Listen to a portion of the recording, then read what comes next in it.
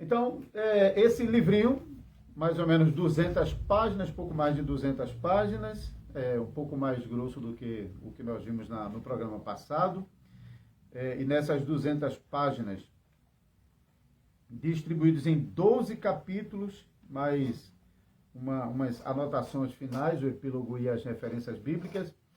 E nesses 12 capítulos, ele vai tratar... Esse livro aqui é um pouco diferente dos outros que a gente viu até agora, hein? Nos outros livros, a gente viu livros direcionados ao homem, à mulher, ao filho homem, à filha mulher.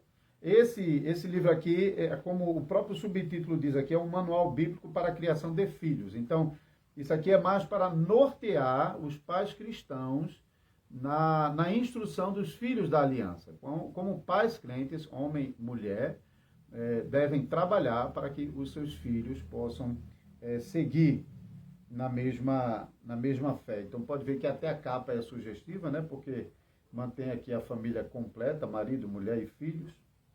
Eu estou ganhando dessa família aqui, que eu estou vendo 3 filhos aqui, eu já tenho 5, né? 2 deles estão aí em Maceió, estou vendo que tem algumas pessoas de Maceió, e os outros 3 estão aqui comigo ainda. Muito bem. Eu vou usar, combinado com o assunto do estudo de hoje, o texto de Gênesis 24, mas eu vou ler o final de Gênesis 24 e eu vou ler um pouco mais adiante. Deixe-me só iniciar apresentando esses capítulos iniciais. Eu não vou... eu sempre tenho escolhido um capítulo ou 2 para tratar um pouquinho, para mostrar mais ou menos um pouco daquilo que você, quando comprar o livro, estiver lendo o livro, você vai encontrar nas suas leituras, né? Eu vou usar hoje aqui, basicamente, os 4 primeiros capítulos. Então, primeiro capítulo, a criação pactual de filhos. Segundo capítulo, promessas de Deus aos pais. Terceiro capítulo, deveres dos pais perante Deus. E 4º capítulo, continuidade pactual. E eu vou usar em combinação aqui o texto de Gênesis capítulo 24.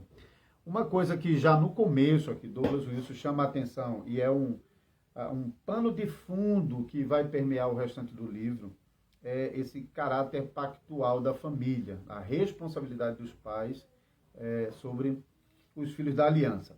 Então, ele usa um conceito aqui que é importante, porque em todos os capítulos ele vai usar isso como um pano de fundo. Tá? Ele estabelece isso no primeiro capítulo e usa isso no restante dos capítulos. O fato de que a família, ela não existe para ser assimilada pela cultura, como se família fosse só um pedaço do bolo de massa, quando você está preparando a massa para o pão ou para o bolo, então você mexe e daqui a pouco vira uma coisa só, não é? Então ele diz, família não é assim. Família não é para ser assimilado pela cultura. Família é para ser ela mesma uma mini cultura, onde essa mini cultura vai oferecer à grande cultura elementos, princípios que vão influenciar a grande cultura. Então, cada família da fé, cada família da aliança, ela funciona como uma pequena cultura. E essa cultura, então, ela interage com a cultura mais abrangente e oferecendo elementos que possam moldar a grande cultura. O grande problema é que a gente nota que, ao longo das últimas décadas, particularmente, a igreja cristã tem perdido bastante influência na grande cultura. A igreja cristã, ela já não consegue oferecer à grande cultura elementos fortes de influência que possam modificar algum aspecto da grande cultura ou direcionar essa grande cultura. Infelizmente, essa perda de influência do cristianismo é um reflexo também de como as famílias não estão sendo mais influentes como essa pequena cultura que é como um germe influenciador da sociedade. Isso é o grande lamento. E isso se verifica de forma mais abrangente no cristianismo que a gente está vendo, mas às vezes pessoas rapidamente e facilmente passam a criticar as igrejas sem olhar para a sua própria congregação, sem olhar para a sua própria família. e particularmente falando sobre homens que foram chamados a liderar as suas casas. É uma vergonha que muitos homens não estão conseguindo conduzir a sua família dentro de um padrão bíblico tal que possa ser um elemento de influência relevante na sociedade, né? Então, Douglas Wilson, ele estabelece esse princípio, esse fundamento no começo do livro, no primeiro capítulo, mostrando que família é uma pequena cultura que não deve ser assimilada pela grande cultura, mas deve oferecer elementos de transformação. Talvez você, na sua mente, você já tenha passado o texto de Romanos capítulo 12, né? Não vos conformeis com este mundo, mas transformai-vos pela renovação da vossa mente. Então, isso é o que família realmente deve fazer. Então, cada família, como uma pequena cultura, ela é diferente, mesmo se tratando de famílias cristãs, cada família tem o seu próprio contexto, cada família tem suas particularidades, cada família está procurando aplicar os princípios bíblicos à sua própria realidade. Então, casais que não têm filhos, casais que só conseguiram ter um filho, casais que só conseguem ter um filho depois de muitos anos, casais que tiveram filhos e morreram ainda na barriga, ou ainda novo, ou casais que passaram por traumas de filhos já mortos já na fase adulta, marido que ficou viúvo, mulher que ficou viúva. Então, os contextos são muito diversos. Então, cada família vai procurar aplicar os princípios da palavra de Deus ao seu próprio contexto. Nessa aplicação dos princípios bíblicos ao seu próprio contexto, considerando que quando a gente fala aplicar os princípios bíblicos, não estamos falando aqui sobre cada um fazer do jeito que quer. Isso não significa que cada um vai aplicar os princípios da Escritura ao seu contexto de um modo antibíblico, de jeito nenhum. O que a gente está falando é que nós, como um corpo, como uma unidade, nós temos esses princípios que nos norteiam a partir do culto do Senhor. Então, esses princípios nós não estamos descobrindo sozinhos na palavra de Deus, não estamos inventando, nós estamos aprendendo do Senhor. Não exclusivamente, mas principalmente, particularmente, nos cultos do dia do Senhor, nós vamos, como pais, nós levamos os nossos filhos à casa do Senhor, onde todos nós ouvimos a palavra de Deus, aprendemos de Deus como deve ser o nosso viver cristão, e então nós retornamos para casa com esse conhecimento, com essa bagagem, para aplicar, então, esses princípios sobre a nossa família. É nesse sentido. Não é no sentido de que cada um vai fazer o que quer. Porque aí, de fato, isso explicaria a falta de influência das famílias na sociedade, porque não há unidade na fé com as demais famílias da fé. Mas quando nós estamos aplicando os princípios da palavra de Deus, a partir daquilo que nós estamos ouvindo como congregação reunida no dia do Senhor, todos os pais, todos os filhos, ouvindo a mesma mensagem e aplicando essa mensagem à sua própria vida. Então, isso sim vai fazer com que cada família seja uma mini cultura poderosa para influenciar o seu meio. Essa influência pode variar em nível imensamente, o quanto essa família vai conseguir interagir com sua vizinhança, ou de uma maneira até mais abrangente, particularmente falando, mas lembrando que também todas as famílias, juntas como congregação de Cristo, estão também realizando trabalhos que estão interagindo com a grande cultura. Então, isso é o que a Douglas Wilson procura estabelecer nesse primeiro capítulo. Então, promessa de Deus aos pais. Então, os pais crentes têm filhos que nasceram dentro da aliança, estão crescendo dentro da aliança. A gente sabe que tem aquelas situações onde os pais chegam na igreja com os filhos já grandes, é um desafio a mais, mas falando de uma forma orgânica, os casais na igreja que estão se casando, estão gerando filho. Então, a gente fala de maneira orgânica porque, como igreja de tradição reformada, nós entendemos que o crescimento se dá tanto pela evangelização, como também de modo vertical por meio do nascimento de novos filhos na aliança. E como pais crentes, nós temos uma responsabilidade muito grande de fazer com que os nossos filhos aprendam a fé que nós estamos confessando. Então, essa promessa de Deus que está sobre os pais têm uma grande responsabilidade perante Deus para fazer com que esta fé seja confirmada sobre os nossos filhos e, assim, a fé cristã se estabeleça na próxima geração. Eu não sei se vocês já perceberam isso, e infelizmente, em boa medida, isso acontece, que é uma transformação, às vezes, radical da apresentação de uma igreja de uma geração para outra. Às vezes, uma igreja numa geração é uma igreja, na geração seguinte ela é outra igreja completamente diferente. As igrejas de tradição reformada que se esforçam para preservar as doutrinas, as práticas, estão andando, pisando nos mesmos princípios, elas têm uma condição mais favorável para fazer com que a geração seguinte continue nos mesmos fundamentos da geração anterior.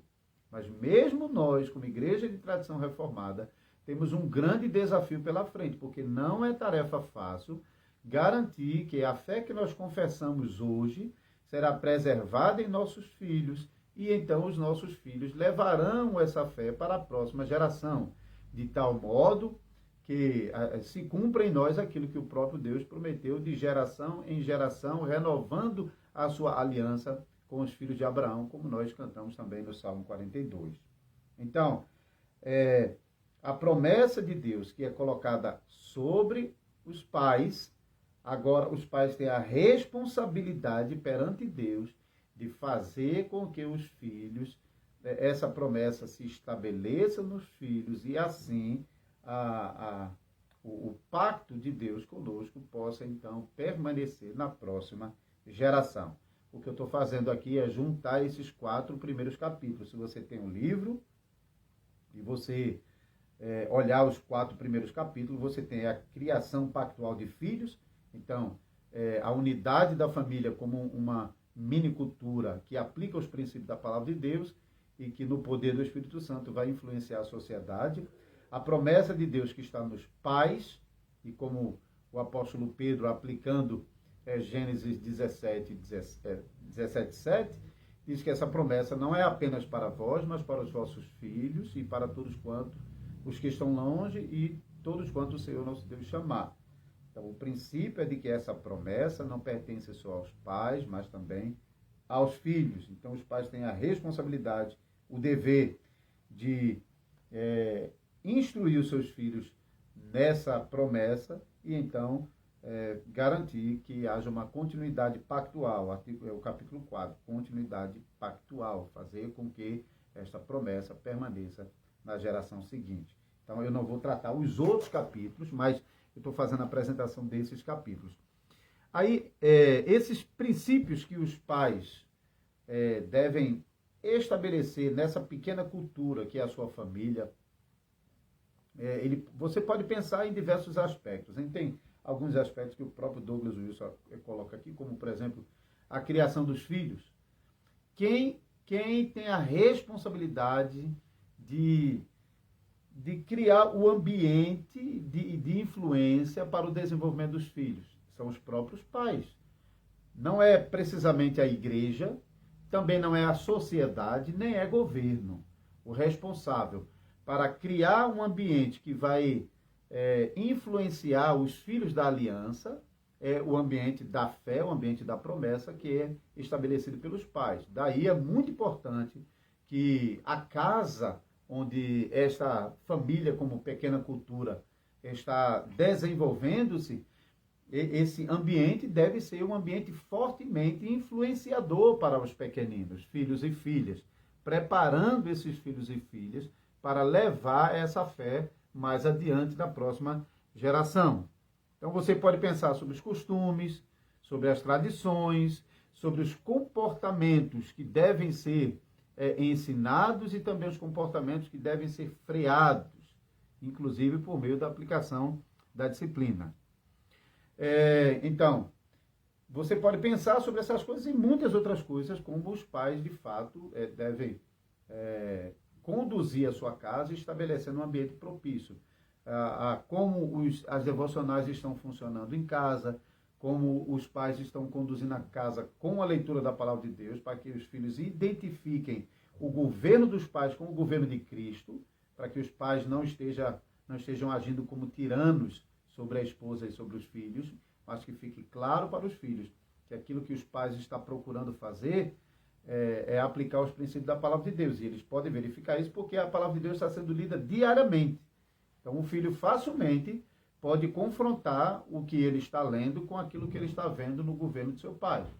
Um pai piedoso que está aplicando os princípios da palavra de Deus, ele não vai ser questionado pelos filhos, ele vai ser imitado pelos filhos. Os filhos, influenciados por esse ambiente poderoso de governo de Cristo por meio da sua palavra, do seu espírito, usando os pais, particularmente o homem como cabeça da família, ele vai, então, influenciar para que os filhos possam seguir nas mesmas bases que os seus pais. E eu queria, então, porque, veja, o tempo corre muito rapidamente, né? Já são 9h32. Então, eu não sei se tem, nesse momento, perguntas, se alguém está acompanhando e tem observações a fazer, senão eu vou prosseguir aqui. Eu estou vendo que vocês estão em silêncio aí acompanhando. Ok, então deixa-me continuar, porque eu quero ler agora, se você tem Bíblia aí, você pode acompanhar, se não, ouça a leitura dos versículos finais do capítulo 24 de Gênesis, que é o capítulo que trata sobre o casamento de Isaac e Rebeca. Então, eu quero começar a ler a partir do versículo 49.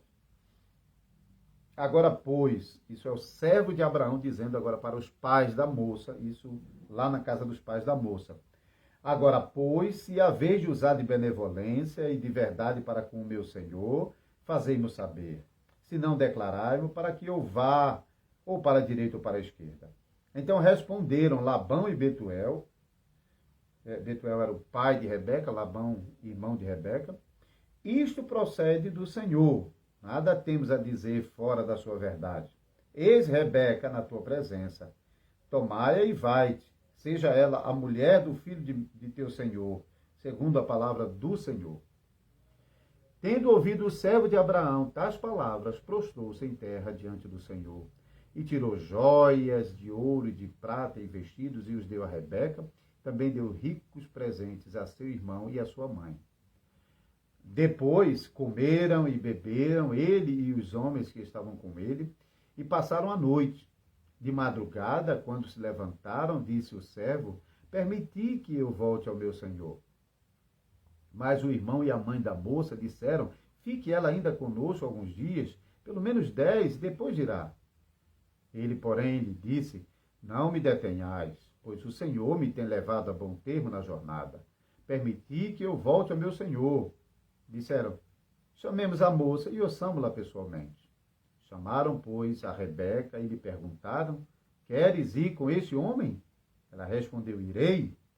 Então despediram a Rebeca, sua irmã e a sua ama, e ao servo de Abraão e aos seus homens. Abençoaram a Rebeca e lhe disseram, és nossa irmã, sê tu a mãe de milhares e milhares, e que a tua descendência possua a porta dos seus inimigos. Então se levantou Rebeca com suas moças, e montando os camelos, seguiram o homem. O servo tomou a Rebeca e partiu. Ora, Isaque vinha de caminho de Beer-la-Herói, porque habitava na terra do Neguebe. Saíra Isaque a meditar no campo ao cair da tarde, erguendo os olhos, viu, e eis que vinha camelos. Também Rebeca, levantando os olhos e vendo a Isaque, apeou do camelo. E perguntando ao servo, quem é aquele homem que vem pelo campo ao nosso encontro? É o meu senhor, respondeu. Então tomou ela o véu e se cobriu.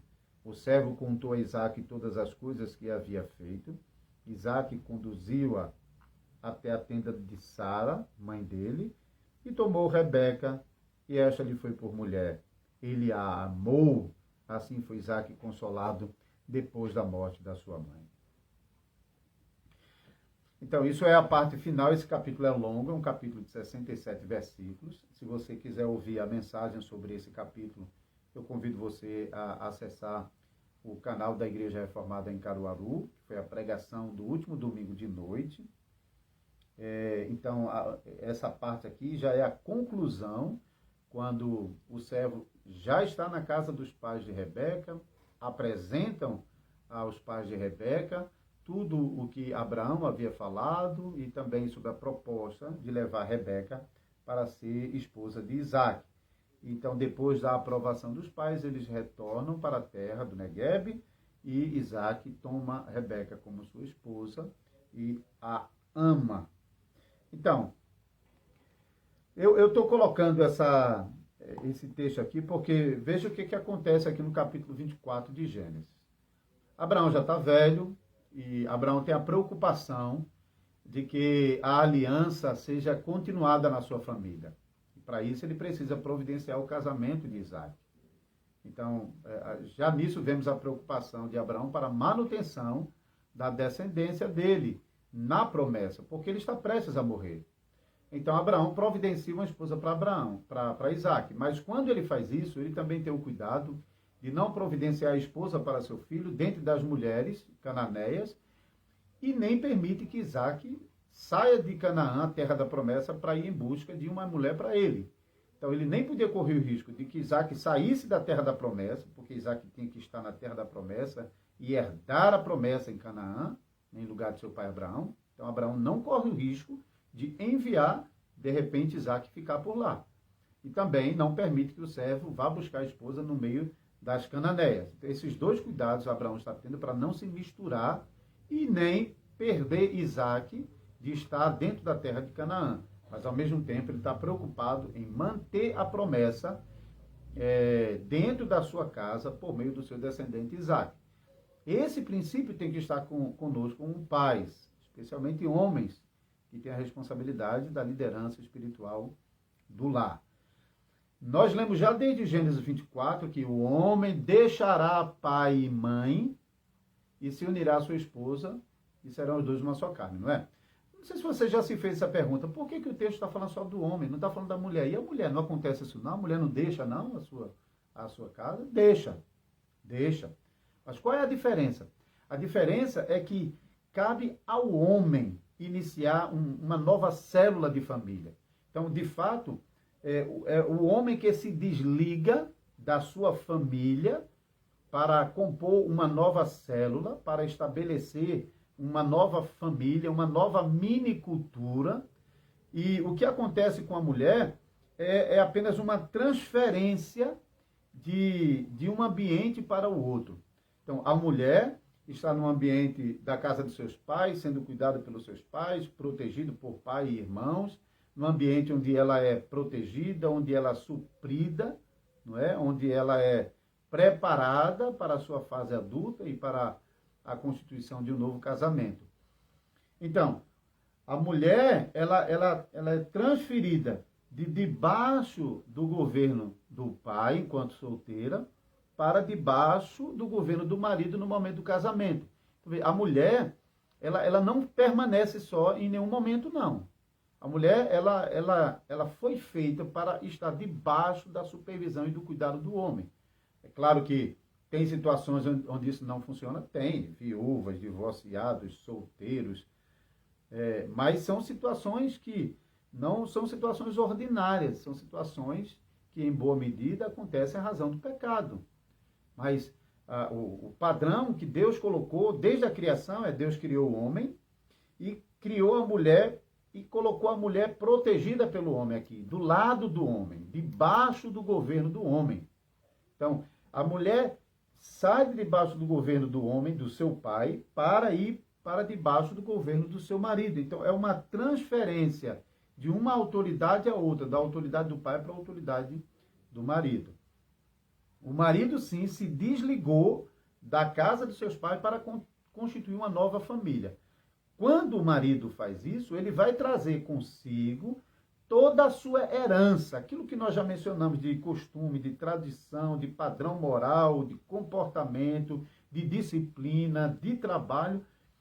todo esse conjunto de fatores que marcaram o ambiente de um homem, ele vai trazer isso consigo para agora gerar uma nova família. E quando ele faz isso, ele vai aplicar todos aqueles princípios de acordo com a palavra de Deus em um contexto novo agora. Por isso que, embora ele herda dos pais esses princípios, aqui nessa nova família a gente terá uma família que será uma outra mini cultura com suas próprias particularidades, mas ainda aplicando os mesmos princípios bíblicos que aplicaram os seus pais, ou o seu pai. Então a gente vê assim, Abraão, a continuidade da aliança em Isaac, mas em contextos diferentes, com acontecimentos diferentes, padrões diferentes, mas ainda aplicando o princípio da promessa, da aliança de Deus.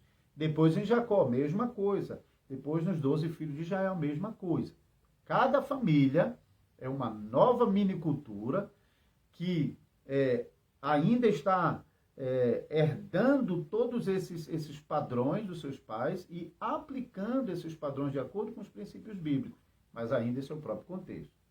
Então, considerando isso, quero concluir dizendo o seguinte: o homem, e eu sei que tem homens que estão nos ouvindo agora, quando o homem vai casar, ele vai tirar uma mulher, isso ordinariamente falando, mais uma vez, porque pode ter situações onde as coisas não se processam exatamente dessa maneira, porque a sociedade muitas vezes não está funcionando dentro daquela ordem estabelecida na criação.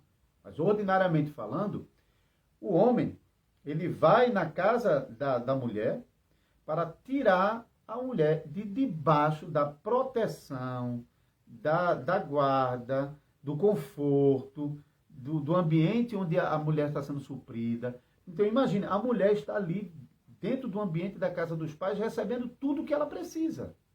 O homem, quando vai se casar, tira a sua mulher de debaixo desse ambiente protetor, confortador, esse ambiente supridor da mulher, para colocar ela agora debaixo de outro ambiente.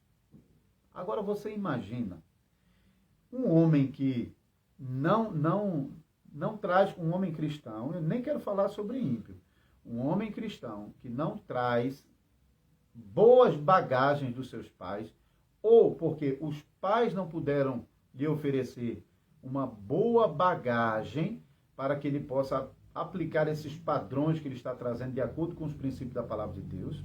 Isso pode acontecer.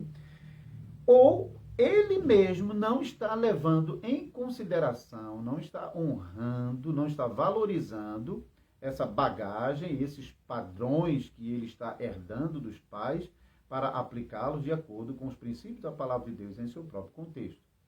Então, falhando essas coisas, me diga, essa moça, ela estará dentro desse novo ambiente segura, como ela estava segura na casa dos seus pais? Pense sobre isso.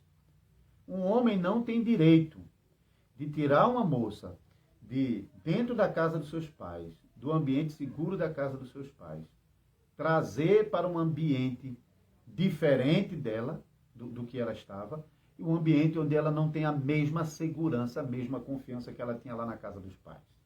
Um ambiente onde ela tenha medo, insegurança, onde ela sinta falta, onde ela não é suprida.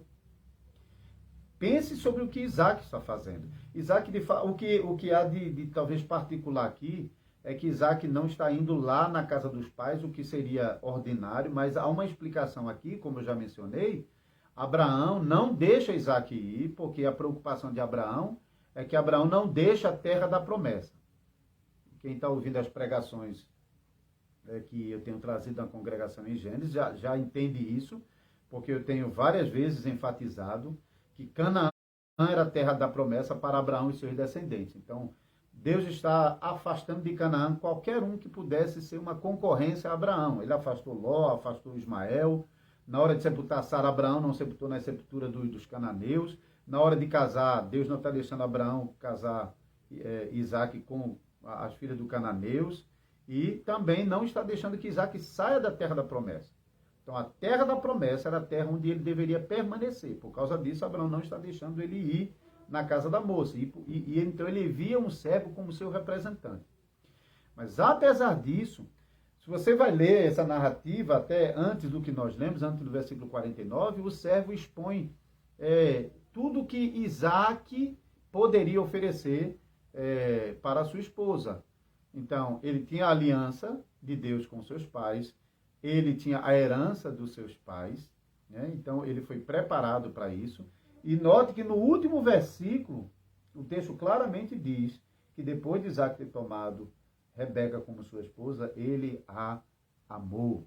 Ou seja, ele cumpriu em Rebeca aquele padrão de masculinidade bíblica, onde esse homem, agora que deixou seu pai e sua mãe para se unir à sua esposa, esse homem que tirou a sua esposa do convívio dos seus pais, da proteção, do conforto, de ser suprida lá, trouxe para cá, e é resumida na palavra amor.